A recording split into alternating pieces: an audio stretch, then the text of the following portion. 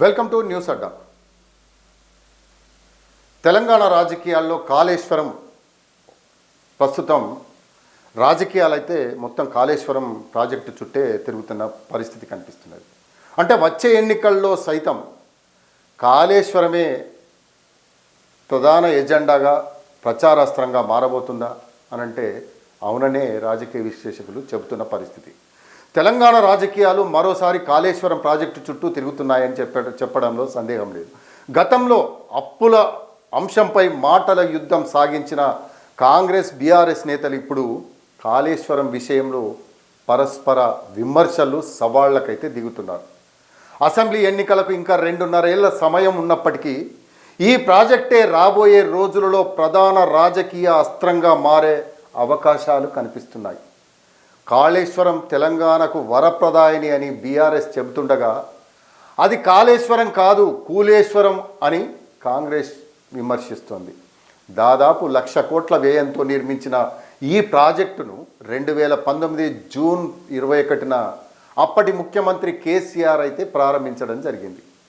అయితే 2023 అక్టోబర్ 21న మేడిగడ్డ బ్యారేజీలో పిల్లర్లు కుంగిపోవడంతో ప్రాజెక్టు పనితీరుపై ప్రశ్నల మీద ప్రశ్నలు తలెత్తాయి.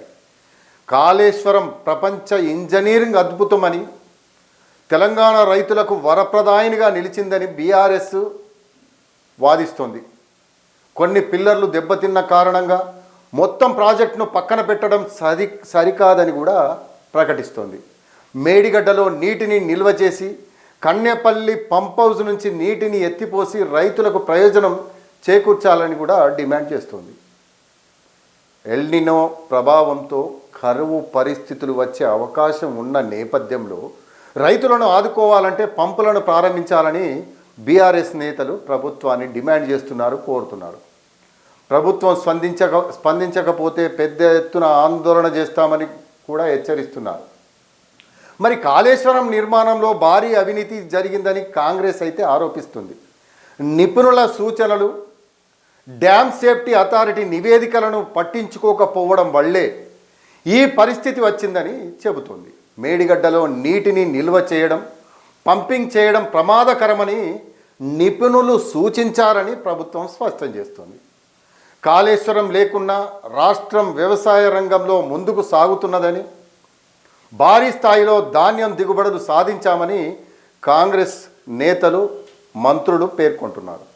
గతంలో అప్పుల అంశంపై సాగిన చర్చ ఒక్కసారిగా కాళేశ్వరం వైపు మళ్ళడానికి బీఆర్ఎస్ వర్కింగ్ ప్రెసిడెంట్ కేటీఆర్ పర్యటన కారణమైందనే అభిప్రాయం రాజకీయ వర్గాల్లో వ్యక్తమవుతుంది. కన్నెపల్లి పంప్ హౌస్ను పరిశీలించిన కేటీఆర్ ప్రభుత్వం వెంటనే మోటార్లు ప్రారంభించాలని డిమాండ్ చేశారు. కాళేశ్వరం అంశంలో హరీష్ రావుకు మంచి అవగాహన ఉన్నప్పటికీ కేటీఆర్ ముందుండడం పార్టీలో సైతం చర్చకు దారితీసింది. ఎందుకంటే హరీష్ రావును పక్కన పెట్టారు కాబట్టి.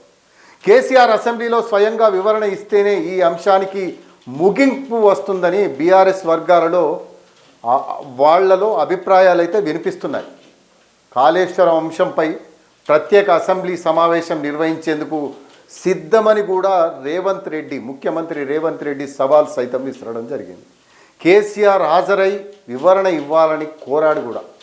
దీంతో అసెంబ్లీ వేదికగా మరోసారి కాళేశ్వరం అంశం ప్రధాన చర్చగా మారే అవకాశం లేకపోలేదు.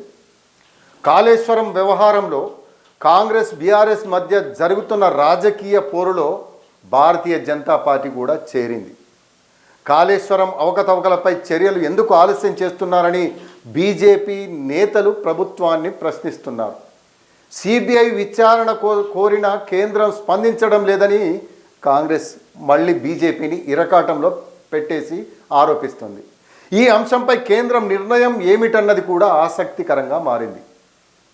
కాళేశ్వరం సాంకేతికంగా ఎంతవరకు ఉపయోగపడుతుంది, నీటిని నిల్వ చేయడం, పంపింగ్ చేయడం సాధ్యమా అనే అంశాలను నిపుణులు తేల్చాల్సి ఉంటుంది. కానీ రాజకీయ పార్టీలకు మాత్రం ఇది ఇప్పటికీ ప్రధాన ప్రచార అంశంగా మారింది.